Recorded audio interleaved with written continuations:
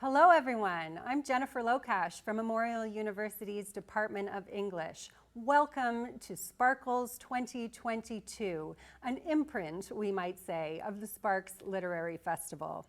It has been hard times for organizers of live events like Sparks. We have been thwarted in our efforts to put on a full festival multiple times in these past 2 years. But we have been quietly fanning the festival embers, and this year my colleagues have planned a series of explosive events in flexible formats that continue the project of celebrating the amazing variety of genres, styles, and subjects created by writers in our very midst, crackling with talent and inspiration. Like other Memorial University events that celebrate the rich and sometimes wild literary landscapes of this province, such as our own Visiting Writers series, our Writer in Residence program, and the Office of Alumni Engagement's book club, winningly called Coastlines, to name a few, Sparks has been sharing great writing with appreciative audiences since my colleague Mary Dalton conceived of the festival a remarkable 12 years ago. We are acutely conscious that the beautiful lands on which Memorial's campus are situated and which so vividly take shape in the foregrounds and backgrounds of the work showcased through Sparks are in the traditional territories of diverse Indigenous groups. We acknowledge with respect the histories and cultures of the Beothuk, Mi'kmaq, Innu, and Inuit of this province. We fully commit through Sparks and our other departmental endeavors to honoring these histories and cultures through the crucial work of sharing and promoting many more Indigenous and racialized voices in the years to come. So, what are these sparkles that we are sending up into the universe?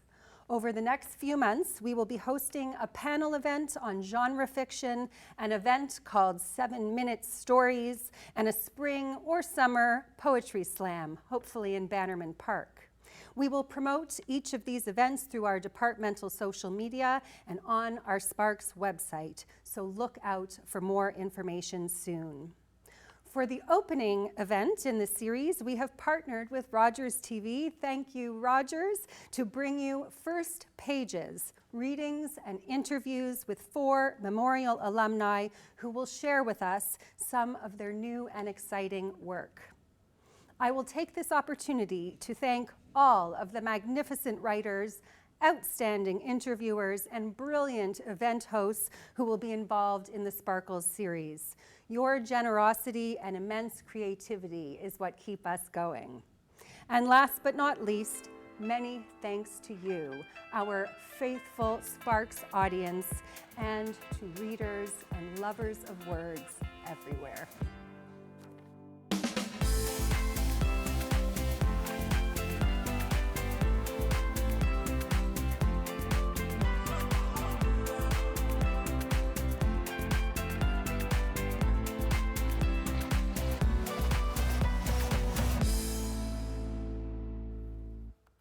Hi, I'm Allison Graves, and I'm a professor and student at Memorial. I'm introducing Carmella today as part of the Sparks Writers Festival. She'll be reading from her book, Nowadays and Lonelier. The first summer I moved to St. John's, which was in 2015, Carmella and I worked at a cafe together on Harvey Road, where only 2 people could fit behind the counter. The cafe was built for someone short, and Carmella and I, both being 6 feet, used to laugh at the space, how it wasn't big enough for the both of us. I remember us talking a lot that summer about being from the mainland but feeling best in St. John's. We were both doing our MAs at MUN, and I remember days she didn't work, Carmella would come sit at a table at the corner and read. After work, we would go to Hidden Hill just behind the cafe and drink a tall can. I have a picture on my Instagram of Carmella eating a pomegranate on this hill, or maybe it was a melon.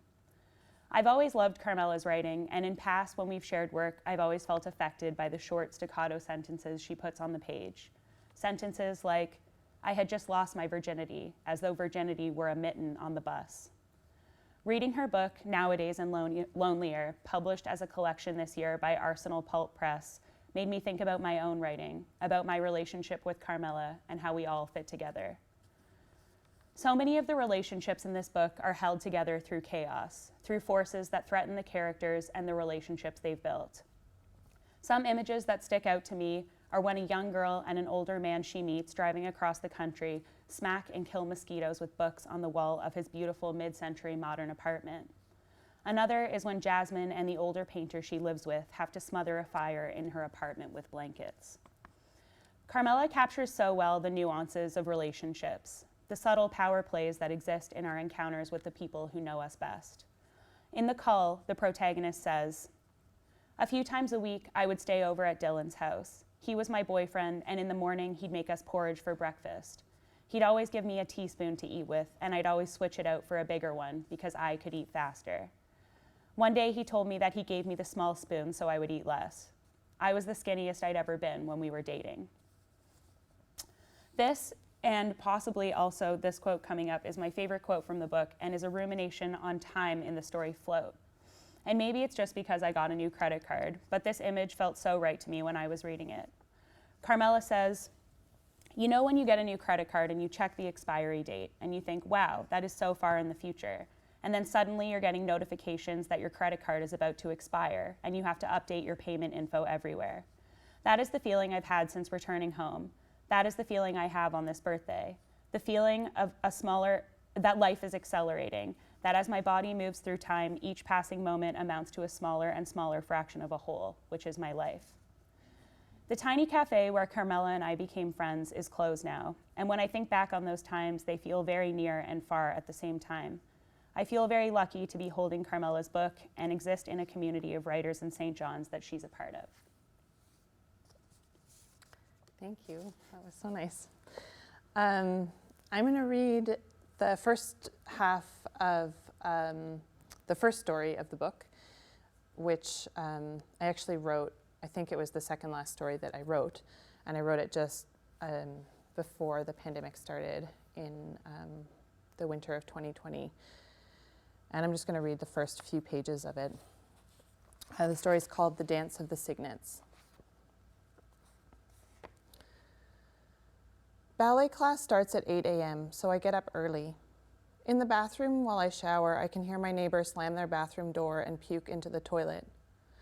I hear them puking every morning, a deep heave and then a splash. After my shower, I bobby pin my hair into a bun and pull on my tights and leotard, then my clothes. I try to eat breakfast, but it's too early, and listening to the puking has turned my stomach. I drink my coffee quickly, black, throw a hard-boiled egg in my bag. The hallway outside my apartment smells like steamed broccoli, but slightly off, an undertone of rot. The smell starts as soon as you open the apartment door, and it travels throughout the building with a definitive crescendo on the third floor.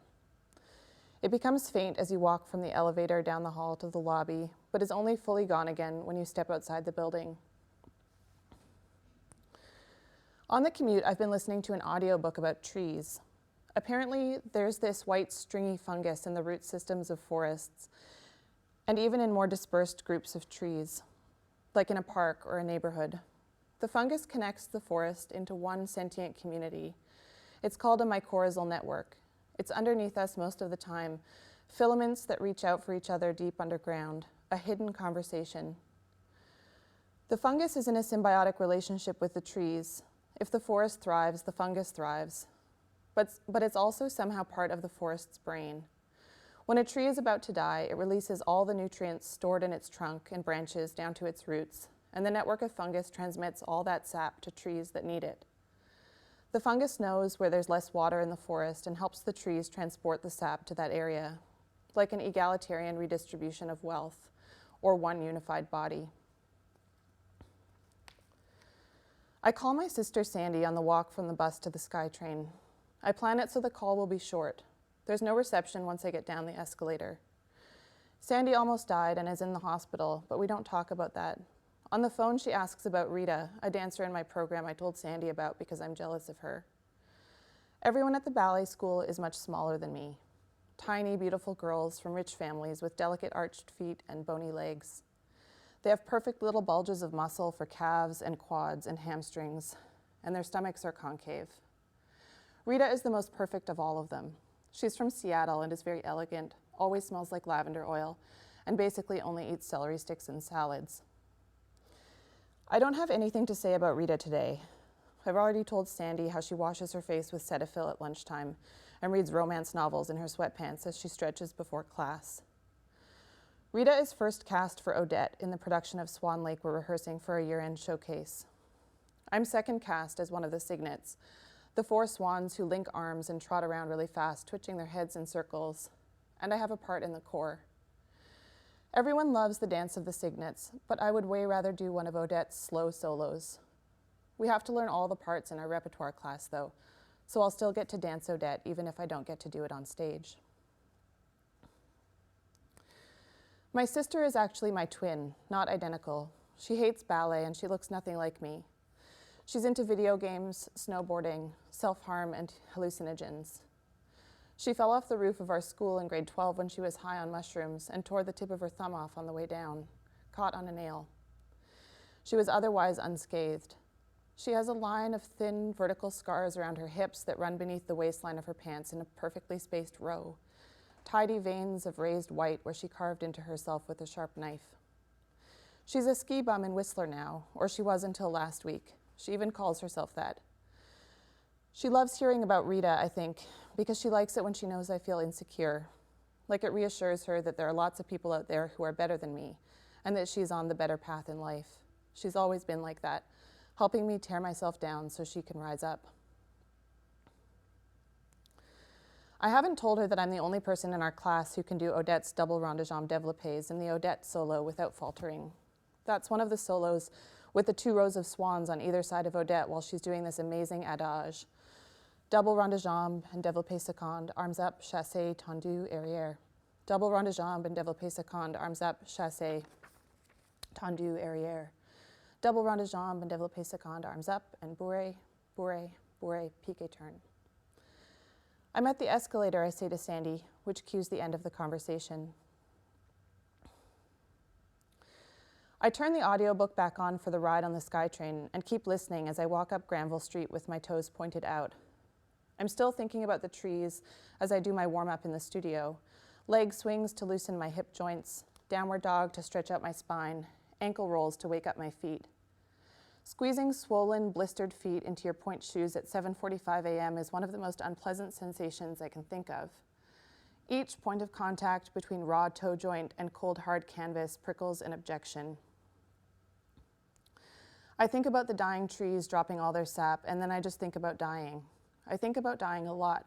Not my own death, really, though sometimes that too, and not in a suicidal kind of way, more of a musing on nothingness and the state of being blank. Sometimes I wish I could be blank. My point shoes squeak against the marley flooring as I releve in first and lower down slowly over and over, the rosin on the tips of my shoes leaving smudges of white on the floor. Sandy hasn't told our mom what happened. Mom lives in Norway. That's where she's from. She came to Vancouver when she was 18 for university and to smoke pot, met our dad, and then dropped out when she was pregnant.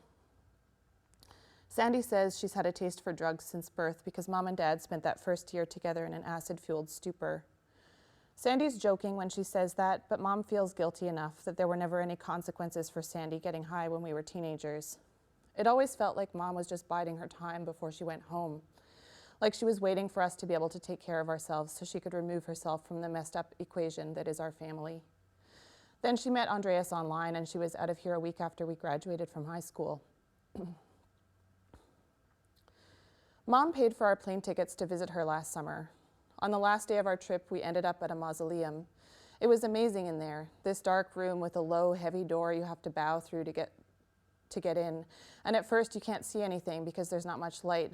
But as your eyes adjust, these dark paintings on the walls start to emerge, illuminated by dim spotlights.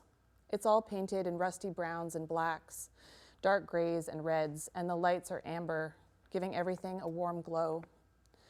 The ceiling is high and arched. It's just one room, and the paintings go from floor to ceiling to floor again. They're all of bodies, bodies having sex and giving birth and dying.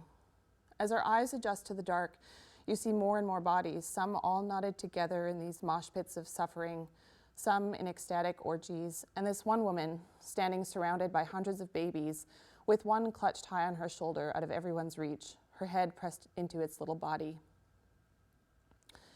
Someone had brought their toddler, and you're supposed to be completely quiet in the mausoleum because the acoustics are so intense in there. But the toddler kept making these cooing noises that bounced around the walls like ping pong balls. It was majestic. Sandy and I were awed. It was one of the only times we've loved the same thing. The artist had his ashes placed in an urn above the low door so that as you stoop to exit the mausoleum, you're bowing to him. Sandy and I thought that was hilariously egotistical. I like to imagine what it would look like if all the bodies in those paintings could move and dance, pulsating together in their erotic life cycle. There's no room for that type of movement in Swan Lake, even though it's about all the same stuff, love and sex and death. I love Swan Lake in a different way, for all its rigidity and technique, and I love a white tutu. Good job. Yeah, I feel like I've kind of read these stories in some sort of form, or some of them, over the years, but I reread the whole collection this week, and it was so beautiful. Thank you. Yeah. I, in that story in particular, I took down a bunch of notes, and I was feeling like the relationship between the protagonist and her sister Sandy was really fleshed out. And there were two lines in particular that I thought were really effective. When she's calls her sister before she goes down, she's like, she loves hearing about Rita, I think, because she thinks she likes it when she knows I feel insecure. And then also when she says, Sandy and I were odd, it was one of the only times we've loved the same thing. I don't know, I was very interested in kind of like this relationship with her sister. And then later on in the story, you talk about Anna Pavlova performing over and over the same solo for her whole life. And it's almost like they're all trapped in this dance together. I don't know if you wanted to speak to the story or any of those ideas. Yeah. It's funny because I hadn't actually thought about the Anna Pavlova story. Like it's an odd fact because that isn't, even though that's like one of the most famous scenes in Swan Lake, it's actually not part of the ballet. It's a completely separate solo that is often not in the ballet. But I think, the relationship between Sandy and her twin is sort of part of this like whole, the themes running through the story are sort of like life, abandonment, birth, death. And I think that Anna Pavlova dies over and over again in a very similar way that all of the people in Sandy's life sort of abandon her. First, later in the story, we learn that their father died when they were young. Yeah, there's like a scene at the end of that story, or the line when they're like talking about their dad dying, and they're like, I wonder if he was thinking about us. Yeah. And I remember that too. I don't know, writing stories is really interesting. It's always like funny how it shows up on the page, but I feel like there's a lot of through threads in this story that like make it really And I think effective. A lot of them that maybe like as a reader you notice that even I, as I was writing, didn't necessarily connect the sisters' relationship. But I think that theme of death over and over, of abandonment in Sandy's life by her father, then her mother, Totally. then her sister, is sort of mirrored by Anna Pavlova's, just like this bizarre sort of cycle that she's in as a human. For sure. Do you, like, when you write, do you usually, like, think from an idea? Like, would you think about, like, Swan Lake and be like, okay, I'm going to start or do you usually think from, like, an image? Or, like, what's usually your process? I don't know. I think it's different. I think it's different every time. I think the like really boring answer is that just like doing it every day is the thing that ends up making stories happen. But for this story, I remember it came together very slowly. I had this like note in a notebook for years that was just like a story about Swan Lake, and then I had been listening to this podcast about forests, and then had been on this trip to Norway where I did go to this mausoleum of Emanuel Wieland that is described in that scene. And slowly all these things, I had just had a baby, I was thinking about life and death and, all of these transitions that happen. And slowly over a very long period, this story sort of, all of these ideas, I started to see that they were connected and wondered if I could sort of mash them together and make something from it. And I think it worked, and sometimes it doesn't work. This is one of the last ones you wrote. Yeah. So this is the last story in the collection is the last story that I wrote for the book. But yeah, this one I wrote just before, I think the winter of 2020. Crazy. Yeah, well, you mentioned having a baby.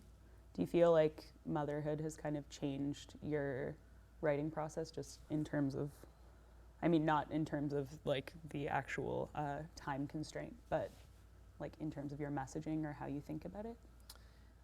I think it, I had a baby in 2018, and I had written several of the stories in this collection prior to that, or early drafts of them prior to that. I started writing some of the stories. Maybe there were about 5 stories that I had written or started writing between 2016 and 2018, and then the rest of the collection was written after I gave birth in the first year or year and a half of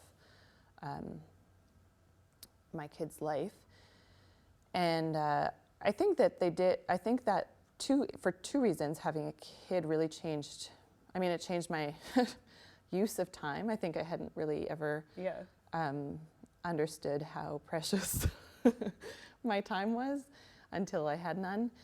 But I think being a parent gave me access to a whole realm of experiences that I hadn't had sort of life experience with before that. And I think we all draw from, when we write fiction, draw from what we know, and it's really hard to write about. I think it's really hard to write about being a mother or being a parent when you've never had, this is not impossible, and people do it all the time, but I think it makes it a lot easier to write from those perspectives once you've experienced it. Yeah, I know. I find writing about my own life really challenging, and I'm working on a play right now, and I've never done that before, and I feel like playwriting is very personal and specific and political in a way that is really new for me. Right. What are you working on right now? I have been working on some nonfiction. I'm working on an essay at this moment right now. Cool. Yeah, it's all about my family and about nuclear arms in Canada. Classic. And I've been working on a novel for a while, almost 2 years, but I'm still plugging away at that. Yeah, how's pandemic brain been for writing for you? Super challenging. I think obviously, childcare has been a huge and recurring issue over the past 2 years, and that's been a major constraint on my ability to write, and just all my access to normal literary community has been really affected by the pandemic. But then there's these spurts where it's super productive to be isolated and I don't know. Something does feel very fragmented. It's weird even talking about us becoming friends and stuff, because I feel like there was just there obviously still is a very thriving literary community in St. John's, but I felt very close up to it in a way that I think is just not possible at the moment. Yeah, it's just really wild. Mm-hmm. Do you ever do you worry about when your book came out? Did you worry about people in your life reading it, or do you ever think about your own life in relation to your fiction and people? I don't know. Their critiques? I think a really hard lesson with this book for me was, I obviously draw on my life, it's not a direct reference to my life, but I draw from my experiences. And I think there are a few instances in the book where I feel like I talked about things that were private in a way that I regret. But I think having that experience, I actually recently wrote a story for an anthology that Lisa Moore is putting out, and we went through a process of editing that story and talking about, because it was quite personal, and she was talking about how, you know, that's such a process, learning how to not feel bad about your fiction when it sort of mirrors things that have happened in your real life. And I think that, yeah, the first book is always a bit of a hard lesson in that, because you feel regret. But it's pretty limited. I was really careful, and I did, through the editing process, take out a lot of things that I knew I would be uncomfortable knowing that people were reading.